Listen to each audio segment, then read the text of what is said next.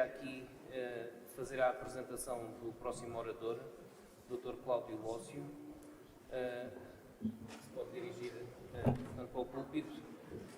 Dr. Cláudio Lócio é CEO da empresa SNR Sistemas, Senior Software Development, doutorando em Ciências Jurídicas, advogado com pós-graduação em Direito Digital e Compliance, Direito Penal e Criminologia, Direito Notarial e Registral, possui um MBA em Gestão de Tecnologias de Informação, certificado de DPO pela Universidade de Brija e membro diretor da Digital Law Academy e membro da Lab Ubinet. A sua apresentação era intitulada Preservação de Prova Digital de Cibercrime. Portanto, esperamos brevemente iniciar aqui esta apresentação.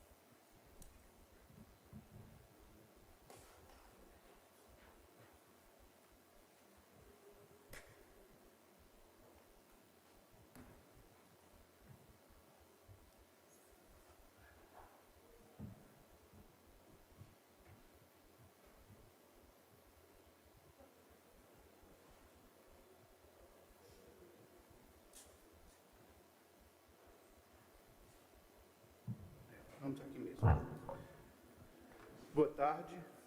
Primeiramente é uma honra estar presente aqui em uma instituição onde eu estou a fazer o mestrado de Segurança Informática, a indicação do professor Maceno, e faço um agradecimento direto ao professor Maceno e ao professor Rui pelo convite de participar de tal evento de tamanha importância, e estendo esse agradecimento aos demais professores que fazem a pessoa evoluir aqui.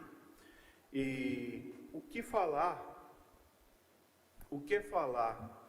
de forense, de preservação de prova, diante de mestres disso aqui, dessa ciência, e alunos excelentes. Então, para falar sobre isso aí, eu trouxe alguns conceitos principiológicos e trouxe uma temática voltada no Brasil ao direito notarial e a internacionalização de serviços na seara do forense. O que é a prova digital? Então, refere-se a evidências que comprovam se um determinado fato é verdadeiro. Ele tem que determinar a situação final daquilo ali. Se aquela investigação é positiva ou se é negativa. Ele tem que dar a resposta coerente àquilo ali.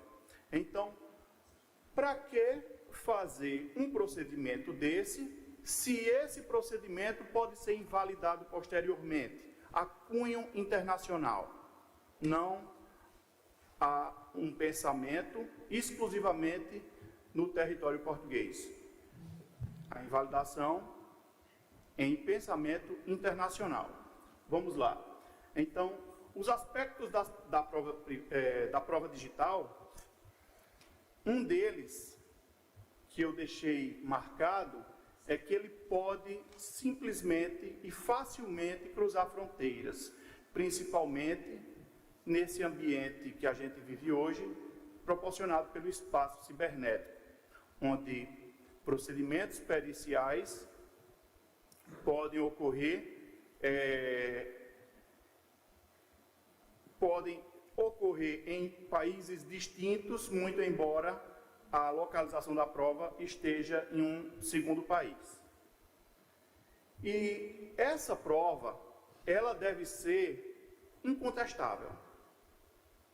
Aí, todo o procedimento de preservação, todo o processo de coleta, todo o processo de cadeia de custódia, o profissional faz plenamente correto, mas imaginem se esse profissional tenha sido contratado por outro país, por exemplo, o Brasil, para fazer uma perícia em determinada situação ocorrida na web, onde possa ocorrer à distância. Então, todo o procedimento foi feito correto, mas esse documento que comprova que foi feito, o laudo técnico, por exemplo, para ser anexado ao processo, ele vai com a assinatura de uma pessoa de outra nacionalidade.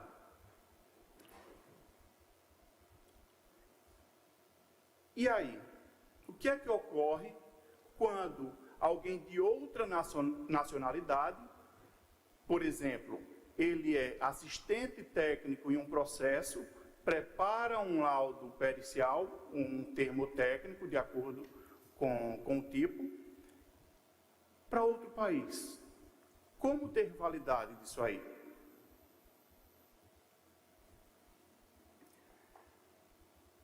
Olha aqui um detalhe.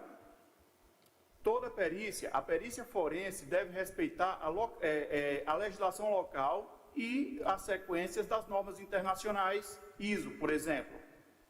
Mas essa legislação local é divergente e são diferentes em países e soberanias distintas. E, inclusive, tirado da dissertação de mestrado do professor Mário Candeias, que a análise feita em uma virtualização, em uma imagem, ela tem um maior cunho de preservação desse procedimento digital. E o que é que ocorre com isso? Ocorre que um procedimento, uma máquina virtual que tenha sido feita a coleta no Brasil da maneira correta, o professor vai poder, de repente, fazer esse procedimento aqui em Portugal. Mas como que ele vai assinar um termo se ele não tem a documentação necessária brasileira, o CPF, que é equivalente ao NIF daqui?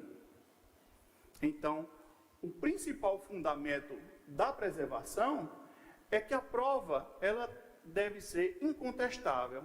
Aí, de repente, a coleta é feita de forma plena, perfeita e imaculada, mas aquela pessoa não tem o documento nacional para não ser contestado. Ou seja, a coleta é feita de forma perfeita, mas a assinatura dele não é que esteja divergente, nem é que seja falsa. Nada disso. Ela só não é reconhecida lá. Então, temos um instrumento que pode ser feito para que isso aí não ocorra. Então, inclusive, eu tirei essa citação: o mundo virtual é deslocado, apenas sendo possível considerá-lo de forma abrangente à escala planetária. Do Pedro Verdelho, um livro onde ele publicou um artigo, Polícia e Justiça. Mas como um profissional daqui vai poder preparar em uma perícia particular uma participação de assistência com a assinatura dele? Temos o instrumento correto para isso aí, para evitar, para fazer com que a prova, com o procedimento possa cruzar fronteiras sem ser invalidado, ela não ser contestável e também respeitar a legislação em vigor. Temos aqui um instrumento denominado apostila. E onde ela surgiu? Ela surgiu através da Convenção da Apostila de Haia. Só que, inicialmente, os países vão se tornando signatários, iniciando com 112 países, e hoje 120 países são signatários da Apostila de Haia, inclusive, por exemplo, Brasil e Portugal. Então, o que é que essa apostila vai proporcionar? Ela vai pegar qualquer documento público, não é um documento particular, a não ser que se torne aquele documento particular público. Então, você vai pegar esse documento público e vai fazer o apostilamento dele. Tá? No Brasil, você consegue fazer através dos cartórios notariais. Todas as capitais e a maioria das cidades hoje já fazem a apostila, que custa basicamente o preço daqui de Portugal também. Aqui é 10,20 euros.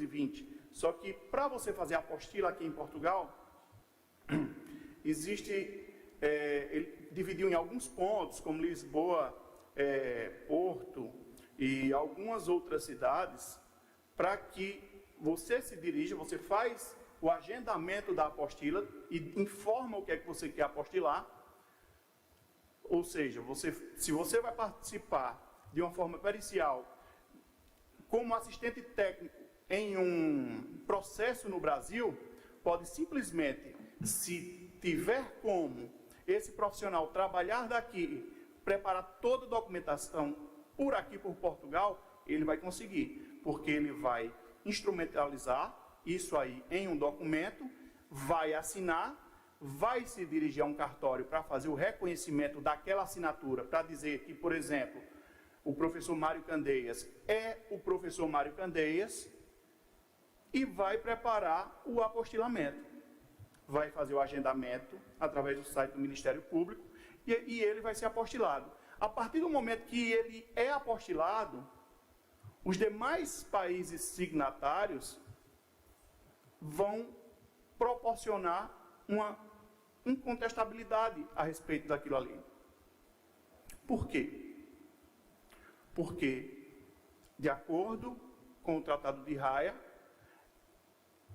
os países signatários devem desburocratizar o reconhecimento de documentos públicos. Então, a assinatura dele constando um NIF, para o governo brasileiro, ele é uma pessoa reconhecida, então vai deixar de ser incontestável. Detalhe, a maioria das provas envolvendo assistência técnica conseguem ser derrubadas nos tribunais, por qualquer detalhe, mínimos detalhes. Aí, como eu falei, faz uma coleta plena, pura, coerente, imaculada, faz todo o processo, faz os termos da maneira perfeita, em uma assistência técnica particular, que ocorre muito hoje, pelo menos no Brasil, e é contestado que não se sabe que aquela pessoa é aquela pessoa. Então, a apostila de Haia vai proporcionar com que o profissional desses países sejam reconhecidos, os signatários. No Brasil, é esse selo, aqui é um carimbo, tá? Mas no Brasil, a cópia do documento que ele deseja tornar internacional, publicizado internacionalmente, recebe esse selo, e esse selo vai comprovar que esse documento e que essa assinatura é verídica. Lá vai constar o nome da pessoa, o documento, tudo isso aí.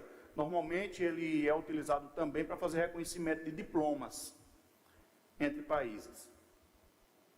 Aqui eu coloquei os links, que de repente você consegue fazer a pesquisa através desses links aí. E trazendo um caso, inclusive citado na pós de Direito Digital, que eu fiz com o professor Coriolano, esse caso, ele foi um dos casos mais emblemáticos envolvendo invalidação das provas, que na época, como o próprio professor abordou, a gente tem uma certa deficiência em legislações voltadas para tal prática.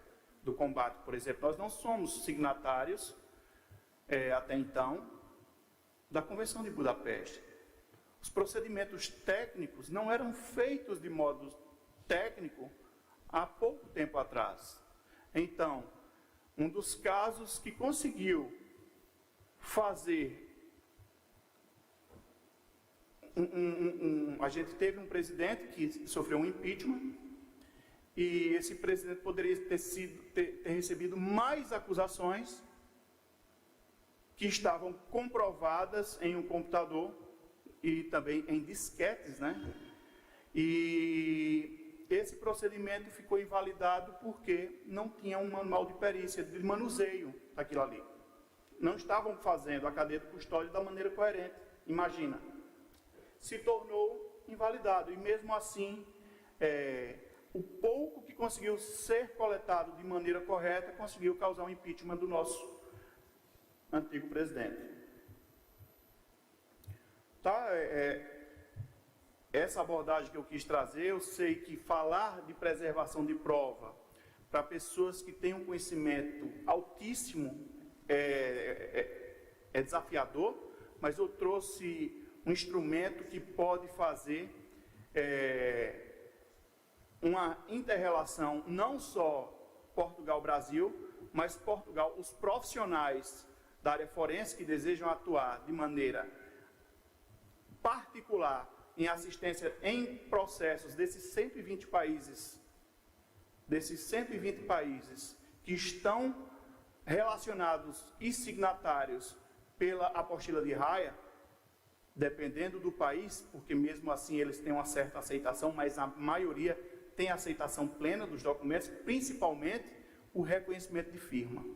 Então, vai conseguir fazer esses trabalhos, internacionalizar e não ter o último ponto, ou seja, repetindo, faz todo o procedimento imaculado, só que a assinatura pode ser contestável, porque aquela pessoa não é nativa daquele país. E então, a apostila de Haia vai fazer com que isso não ocorra. Tá? Novamente, eu quero agradecer a estar presente aqui em um momento de suma importância, agradecer aos professores presentes, aos colegas, a amigos e aos incentivadores. E, como cito sempre, o IPBEJA é minha casa aqui em Portugal. E eu sou muito grato com isso. Obrigado.